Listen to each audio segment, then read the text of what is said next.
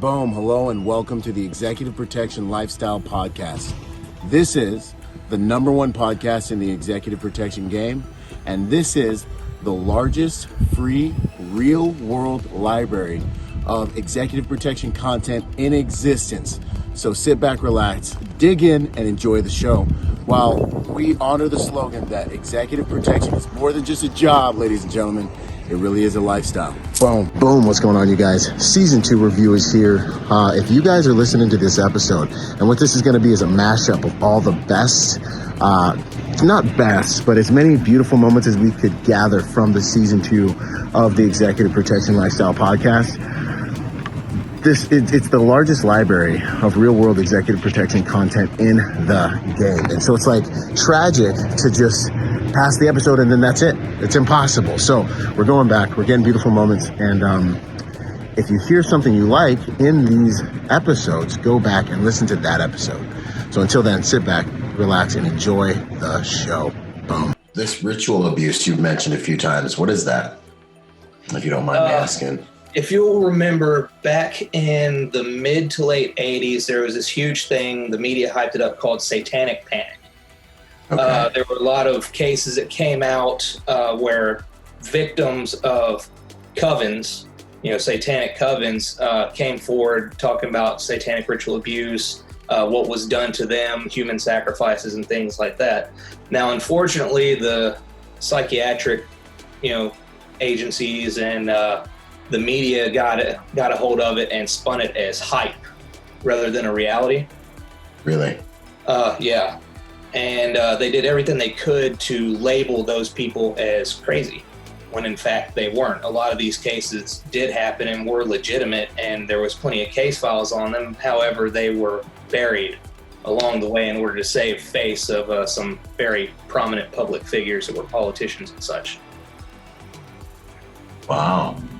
Yeah. Wow. I mean, if the media was helping out, then it was a big deal. I mean, they don't just move for anybody. Exactly. I mean, and there's all kinds of retired FBI informants and even FBI agents and stuff that have come forward since then and exposed the files and everything they were able to come up with. As a matter of fact, the FBI just released documents for what was known as the CIA Finders Program, which was a group of CIA assets that were involved in ritual abuse and things like that. Wow. It's quite an interesting read if you ever have time to look into it. If someone wants to learn more about the things you're saying, or like if someone wanted to fact check it, because people right now, they're all going to sit there and they'll be like, yeah, whatever. Nah. Yeah. I mean, just what should they look up? What should they Google? Where's the rabbit hole start at for these Now, guys? What I would do is I would start at shatterthedarkness.net. That's Russ Disdar's personal site. Okay. And he has files upon videos and everything else. The man has been dealing with this for over 30 years. If there's a professional in the field, it's going to be him. Now, however, you can also, I'm not sure how much of it still exists on YouTube after their last round of deletions and everything. Yeah. But you can just do a simple search, FBI informant, satanic ritual abuse. And it should pop up. I believe it'll pop up with Gunderson, I think is the gentleman's name, and a lot of his testimonials. Wow. Okay. So essentially satanic ritual abuse is just molestation during a satanic ritual? Something like that. The whole purpose is to program a slave, pretty much. It's what was done to me when I was a child. Basically, my family bloodline goes back generations as far as the orders and things like that go. So it's been generational. My father was ritually abused and he was DID. You'd be familiar with that, dissociative identity disorder. Mm-hmm. Just as his father was, and it goes back generational. Basically what happens is they will take a child and they will perform rituals and they will torture the child until there is a psychotic break. Once that psychotic break happens so that the child can survive, the core personality goes and retreats into the subconscious, and a new personality is developed. That new personality is then used for whatever purposes they want it to. You see it in sex trafficking a lot, like you see the sex kitten programming with a lot of the girls and stuff you come across. Of course, there's also personalities for runners, assassination, all kinds of different things they program people for. Wow. This is interesting. Wow. Okay. I mean, I understand some of the underpinnings of it, but the mechanisms like to do that with a purpose and then make that purpose serve your purpose is interesting. Wow. And this is something that you run into in the field as you guys are rescuing folks as well? Yeah. Girl we were working with last year, her name's Angel. Well, that's her street name anyways. Right. But we spent a lot of time with her. We would actually pay for her time and take her out to dinner and sit down with her and things like that. And she had at least 5 different alternate personalities that I was able to count and verify. Yeah. And she herself admitted to having at least 4. Wow. That's a painful life. It really is. And the thing about it is, back in the 80s and stuff like that, you really didn't come across this type of programming that much. But it's been an evolving thing in the trafficking world. But of course, that's not too surprising when you have groups like the cartels practicing Santa de Muerta and things of that nature that are very occultic at their core.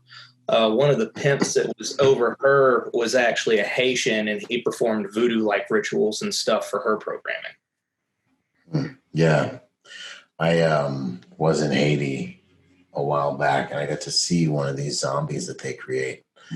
And it was a surreal experience. And the person was just ultra lethargic and just took it, would just listen to people and take orders and kind of do whatever they told them to do. And was missing a personality. Yeah. There's different ways that people do these programmings. Most of it that you come across, especially here in the States, is trauma-based. Just like the ritual abuse victims like myself and others that have come out publicly. It can be a very complicated process if you're first coming into it and don't really understand what it is that you're looking at.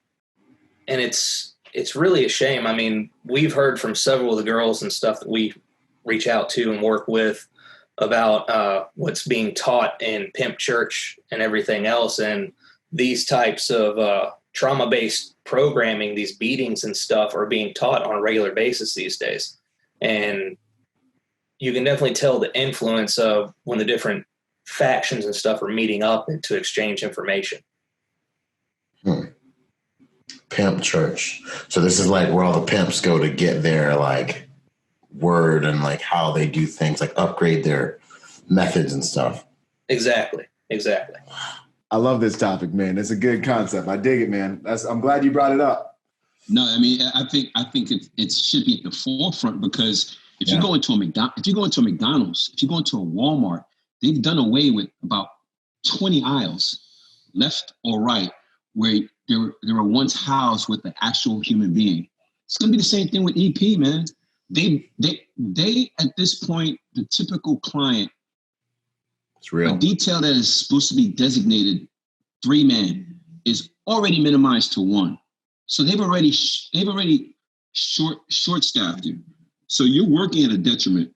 So unless you put forth another resource that forces the client to maintain that payroll, for you feel what I'm saying? Oh, yeah. We're gonna be outsourced, man. It's only a matter of time.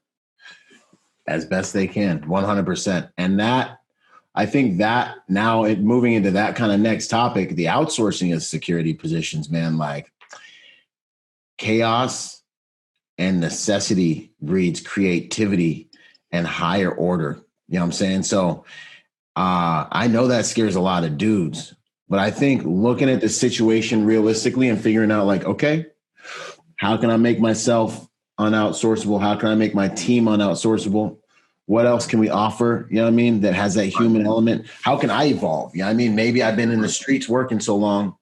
Maybe I should take a look at how to work the social media stuff and the open source stuff. Maybe I should really take a look at, how to offer different things, because that evolution becomes necessary. And then it becomes, you got to be smarter than the power curve. Right. But that's real. You know what I'm saying? Like, we've all been in those conversations with the clients, like, yo, I need 8 dudes. I need a tank. I need 2 helicopters. And then you show them the bill and they're like, how about bicycles? Could y'all do it on bicycles when you got like a short dude? You got like a midget, charge me half price. I love that. Are you sure you guys can't fit 10 in one SUV? Yeah, right. And you're like, homie,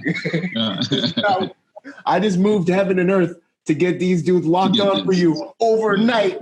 Right. And now you're going to ask me for like, some bicycles and stuff. But anyways, I think law enforcement is an extension of the order in society we represent. Ooh, say that again. Yeah, I mean, like, no, boom, man. Because I think law enforcement is an extension of the order that we're supposed to represent in society. So that's the nation, the protector nation. You know what I'm saying? That I'd be building, man. We're the militia, Constitution.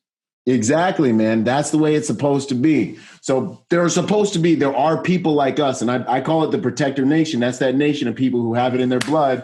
You go into a room and you're like, hey, this is why I'm here. I'm going to make sure everything's okay. Law enforcement is an augmentation. They're a support structure to help ensure that order is maintained. But when it goes down, we're going to have to do what we have to do, And what better way, knowing what we know, having the power that we have, and the intellect and knowledge and information that we have, what better way to create a union? Right. What better way to create a fraternal order where nationwide, maybe even worldwide, we create our own support system. We create our own financial foundation. We create our own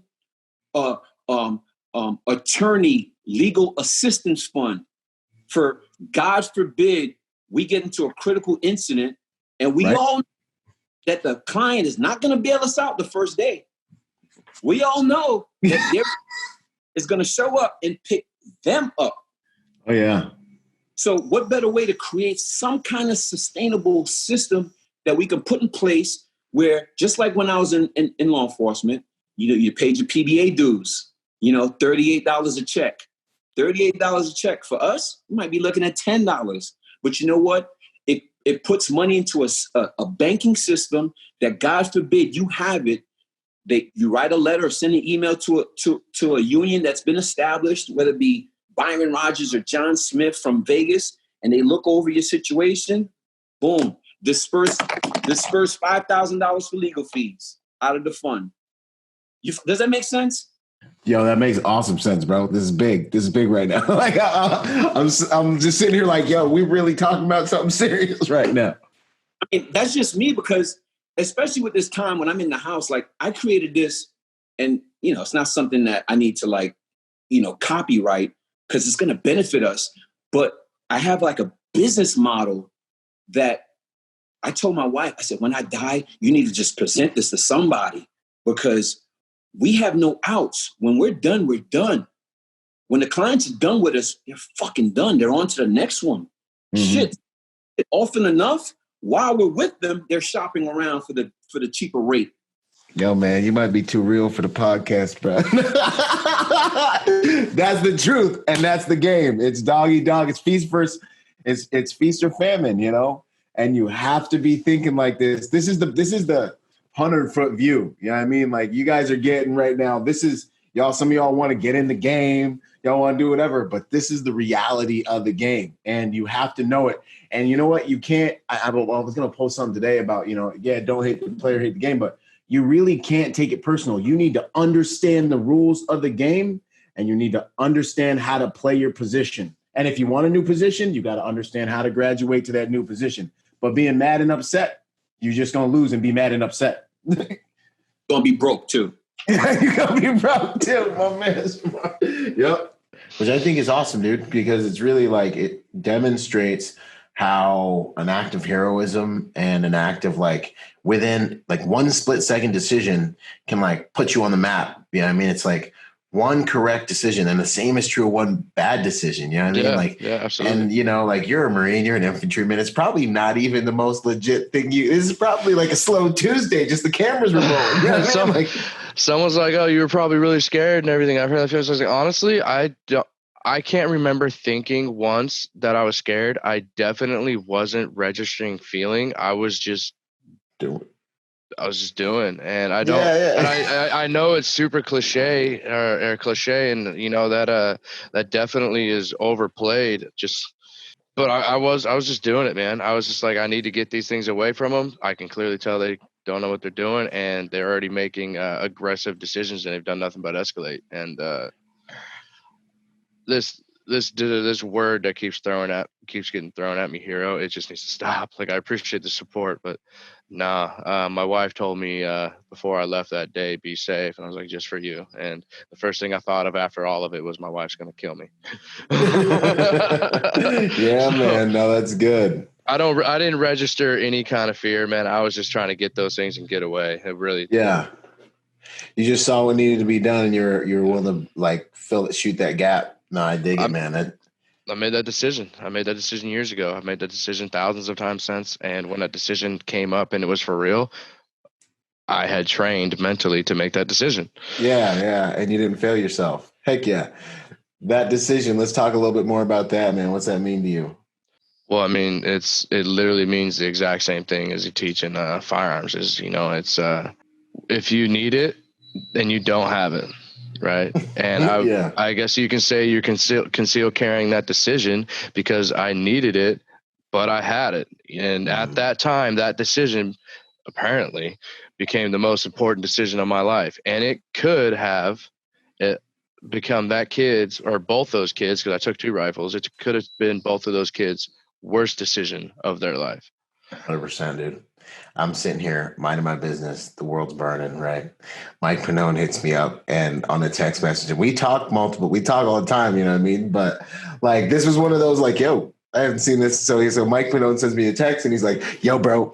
And he basically is like, this dude was there to work. He's like, this other dude he was like, you can just tell. Essentially what he's saying is you can tell the difference between trained humans and untrained humans. And one of you was operating up here in terms of intensity, efficiency, and all these things. And the other one was just like, kind of like, you know, like just, I don't even know what the word is, bubbling around the rifle in his hand.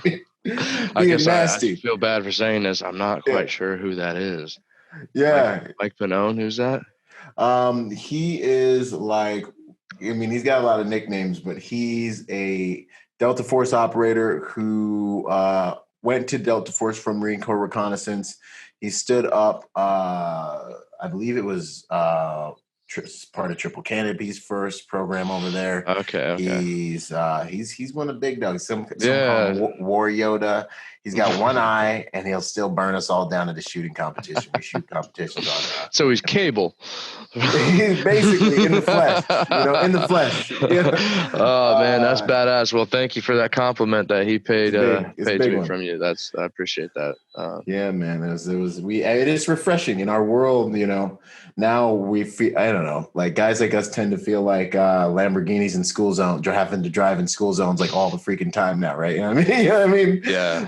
So it was refreshing to be like, yes. It was like, get that. You know? That's the same kind of feeling. So, I mean, we talked before this, and you kind of said some of the things you wanted to talk about, and I guess to get in that is that same mindset of Lamborghini in a school zone. It's the same kind of mindset I had to frame around my mind going into work that day. Is I'm going to be around a bunch of people that I disagree with, and that if we got to talking, I'm probably going to hit them. And it's not going to be a smart decision on mine. But I had to frame my mind and make the decision like, all right, I need to be this guy at this time during this thing, and I need to keep my mouth shut because I could very easily, just being there, set off something happening. And it was definitely being inside an environment that it was uncomfortable because I didn't like anyone there. Yeah. Yeah. What was the let's see, because it kind of almost goes back to being a professional, you know what I mean? I mean, Yeah. you did your deployments and trash, like, so you know what it's like being out there, like, did you deploy to Iraq or Afghanistan? Or? Actually, dude, my military career is going to be a big disappointment to a lot of people. Like it's nothing special. So I mean, I'm not going to put any fallacy or myth about it or even soften it up. I was in 1-3 Alpha Company from 2013 to 2017. During that time, we were only doing UDPs to Okinawa and Korea. Sweet. I mean, so I went over there, and I'd say it was a big drinking fest, but I mean, I don't drink, so I just did what I was going to do. And then I got out and I went to Afghanistan, static security.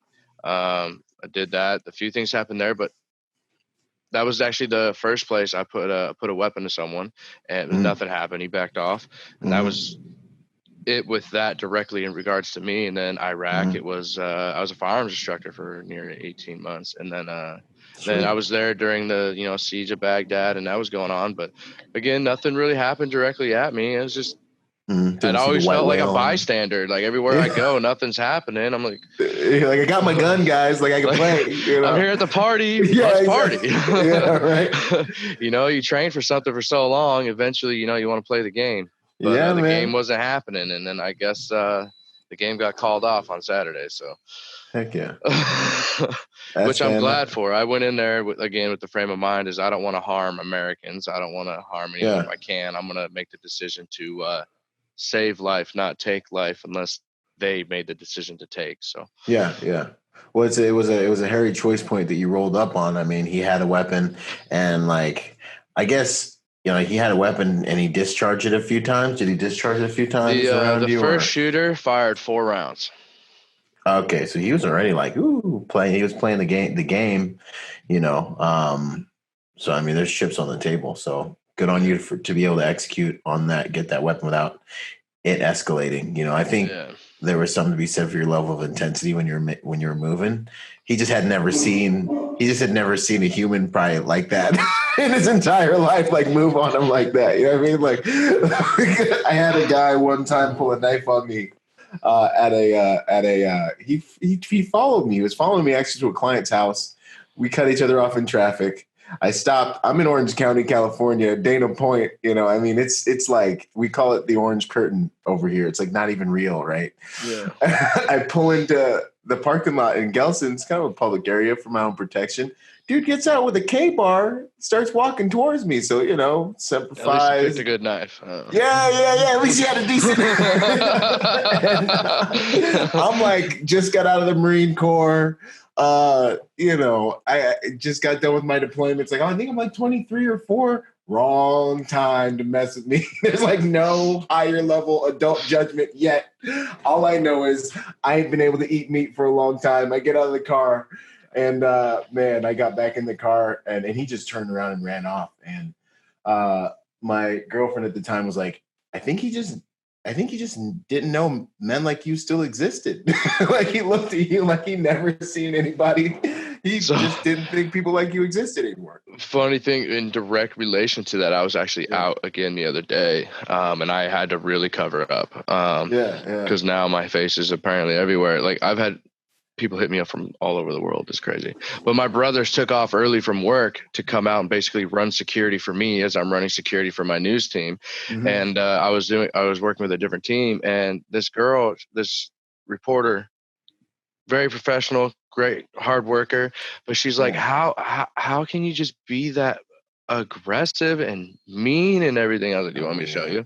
Like, it's always there. You want me to show you? And she's like, I mean, I guess. So I just yelled like right in her face, and she looked like she just put her face up to a fan, and she's like, whoa. And then I was like, you good? Like, are you all right? And she's like, how are you smiling right now? She just couldn't get it.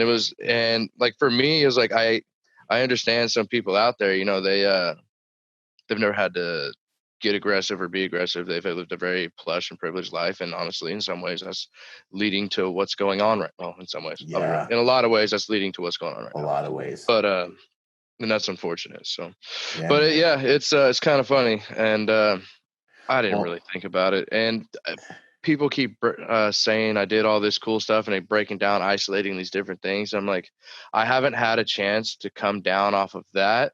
Then this flood of media and everything going on that's literally catapulting me into the dreams that I was trying to make happen anyways. So I think when everything settles down and I get a minute, I can go back and look at it and really decipher it for myself and be like, well, this is what it meant. Yeah.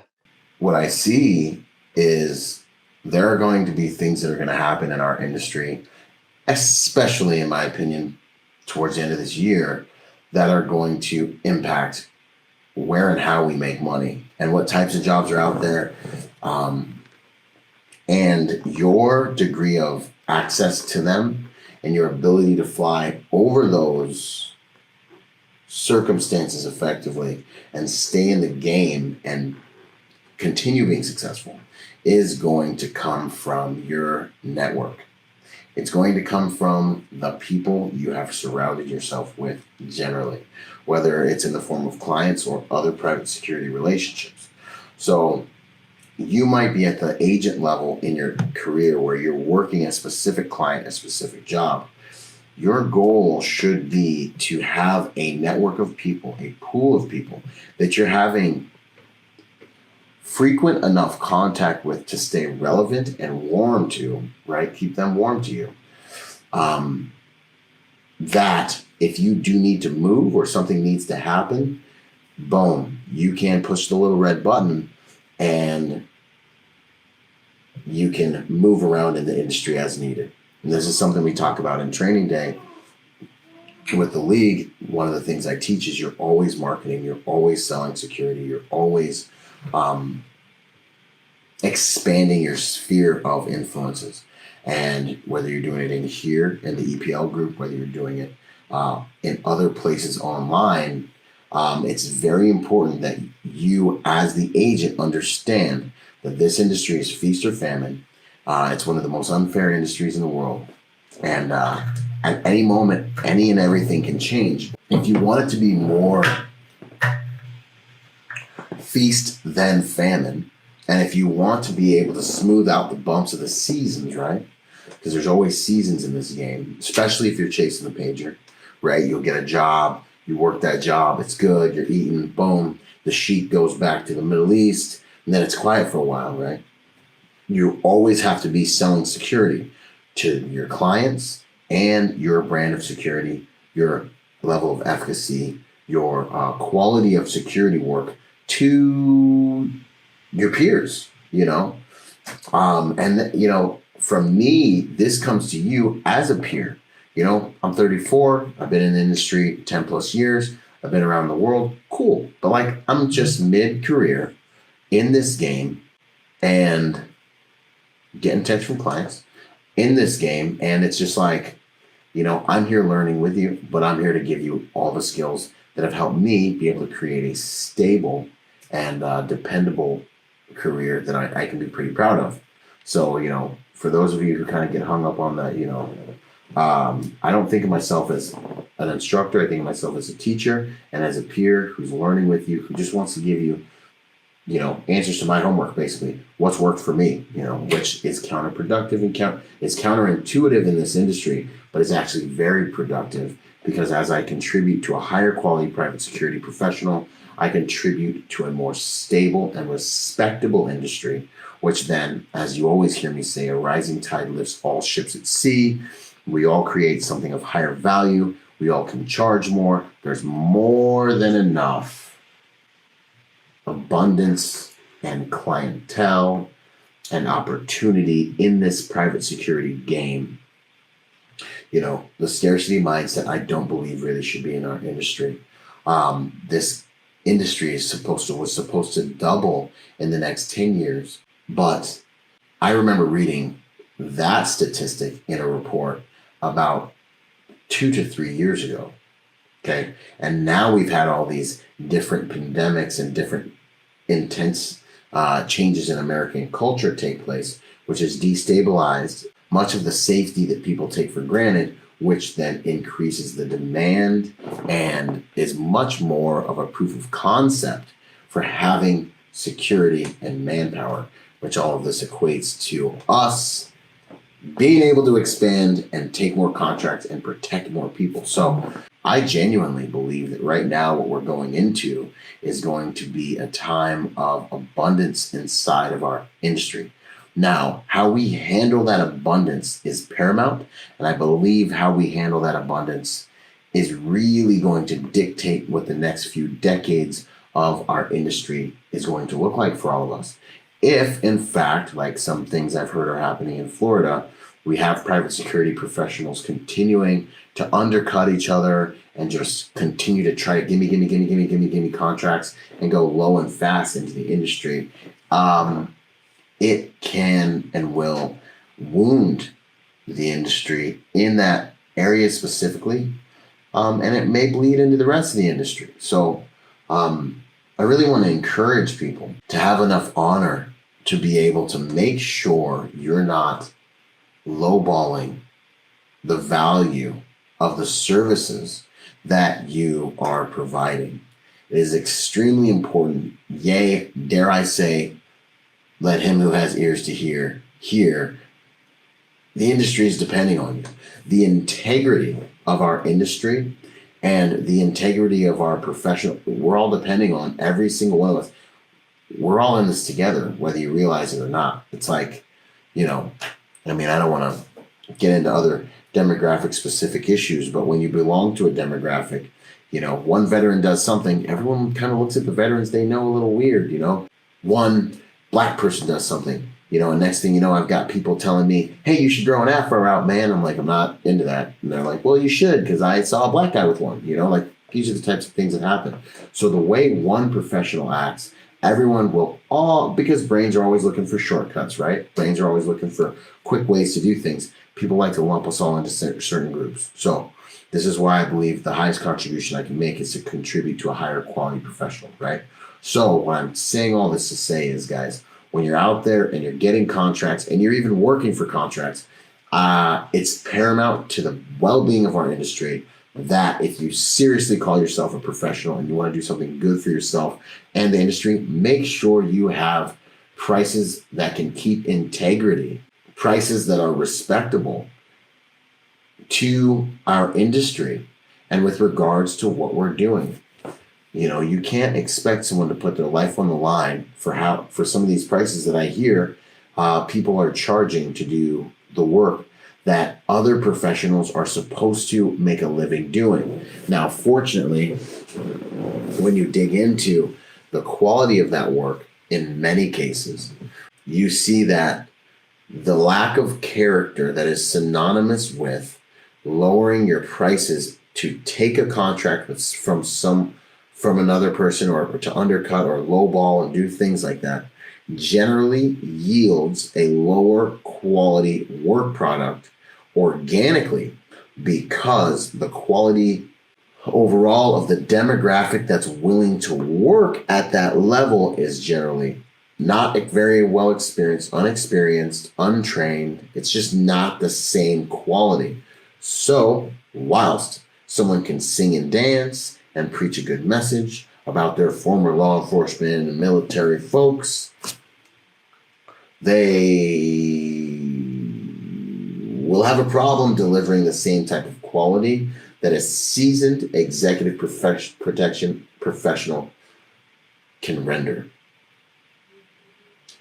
And once the client becomes a connoisseur of fine private security deliverables and private security work products, if the client ever becomes adept at recognizing the pros, the specialists from the generalists, then those folks that hold steady to their pricing, their promises, the quality of their work product are then sought out, and they really take a really good stronghold on the accounts that they get after this first set generally is selected. As with most organizations, security doesn't make money, so they want to find the lowest cost for the biggest bang. It's a definition of efficiency, so I don't blame them for that. So this is kind of a conversation I've been wanting to have in the industry. What would you say is the difference between Like, what are the stark differences between these two client demographics? Rock and pop? Yeah, man. Oh yeah. Okay, so well, it really depends on the client, but in general Right. terms, rock bands are, well, typically guys that when you're a male security person, you have a few things going in your favor when you work for a male client. There's other hurdles to go through when you're with a female client. That'd be the first giant difference with the female pop stars and male rock bands. Secondly, the people that they attract. Rock bands, they have their fair share of fanatics, aka fans, right? Right. Pop stars attract a different element. So once you get into the pop world, you start dealing with stalkers and people that are undesirable. There's a fine line between just a crazy fan and just a crazy person. So finding out what that difference is one of the biggest curveballs you get when you work with pop stars. Along with pop stars, you get a lot of management folks, a lot of stylists, hair, makeup, glam squad, people that do all what they wear, publicists, assistants, extra security guys. There's just people around. So pop stars typically have lots of people hanging around. And besides managing security, you have to manage those people as well, which is sometimes a bigger challenge than the security aspect of things. Definitely true, man. Definitely true. That's the royal court, man. We talk about those people in the in my executive protection training, man. Like, the royal court will make or break you in multiple different ways. You know what I'm saying? You try to get in good with them, you know, they'll eat your face. You know, it's for those of you who haven't heard me use this term, it's the term for the sphere of people around your client that some of them have known your client for decades and they've been seeing people come in and out of their life forever. And they're like gatekeepers, you know what I mean? Others of them, well, they're all vying for attention. They're all vying to be like, they're all a little destabilized at your presence, especially if you're new. So it's a political game, man, of making like good relationships, not getting too close, managing the ones that think they're clients. It's this whole thing. Like, what would you say about that, man? Yeah, absolutely. That's a big thing. And learning to navigate that is one of the big skills that you have to be successful in what we do, right? So when these gatekeepers act as gatekeepers to you, who's the gatekeeper? It's weird, man. You got gatekeepers on top of gatekeepers. So a lot of it is secrets, information, stuff that people don't think that you're privy to know, or you don't need to know. You're on a need to know basis type thing, and you don't need to know stuff. But at some point when you're around long enough, you need to know pretty much everything. I mean, you become that person that I need to know this info so I can help you in the appropriate way and react a certain way. So, but that comes with time. It comes with the discipline of doing what you do really well and communicating and just being trustworthy and a confidant, et cetera. So I think that's a skill that you have to learn over time. And some guys pick it up faster than others, but I guess I've been lucky. Yeah, man. Well, yeah, and as you prove yourself, man, you know, as you prove yourself. And I was talking to a dude today. He was bringing a new guy on, and he was just asking me about things to watch out for. And the client package is one where, like, you could just get sucked into thinking that you're special as an agent because you might have some intimacy with the client.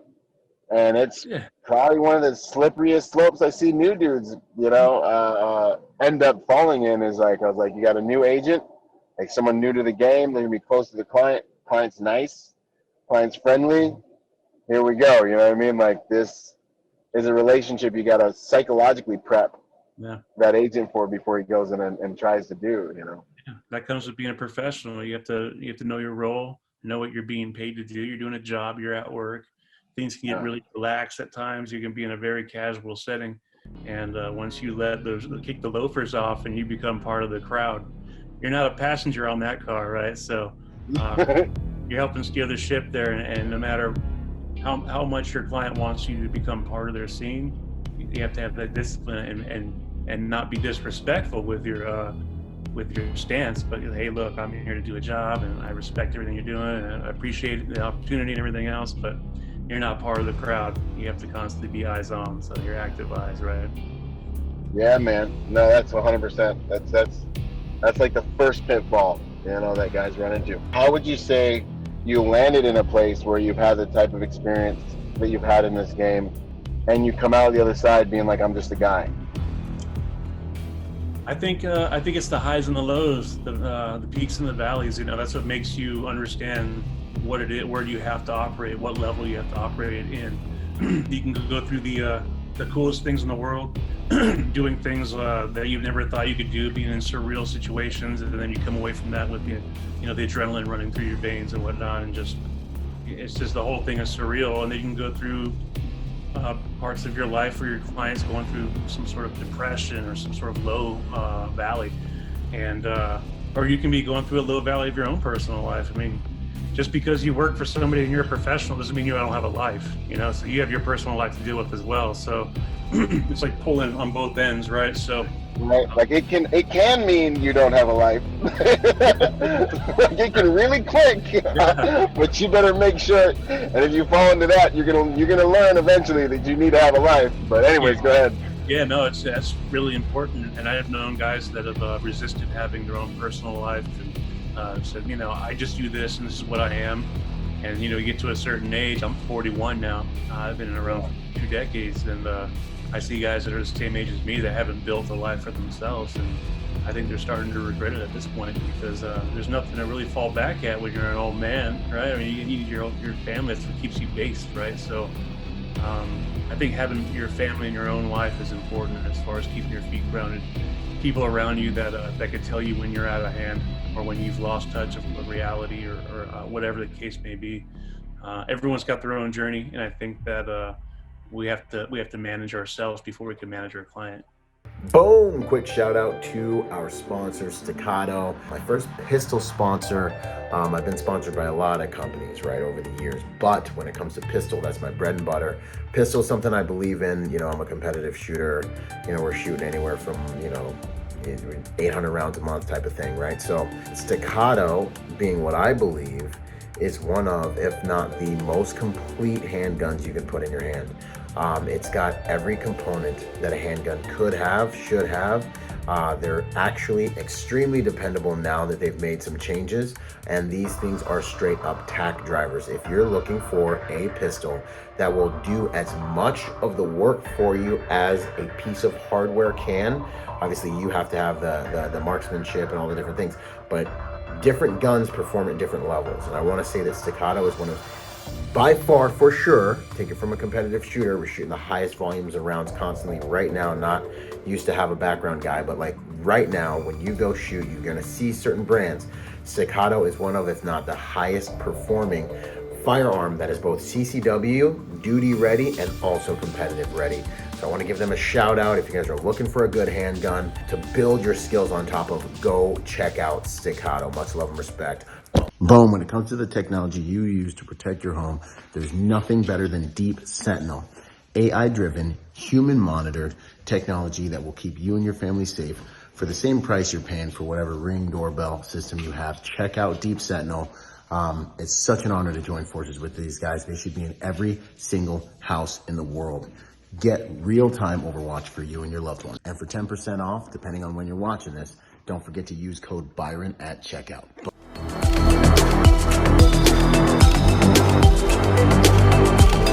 Boom. And to support this podcast, go to executiveprotectionlifestyle.com and contribute to our Patreon account. That Patreon account is what helps me make this podcast possible, contributing to this brand, what we're doing here, making it so that I can bring better guests on, making it so that we can plan more events and just expand the contribution to the private security industry, and also to making America a safer place. Do whatever you can, contribute whatever you can, because it makes all of these things possible. Thanks for those contributions.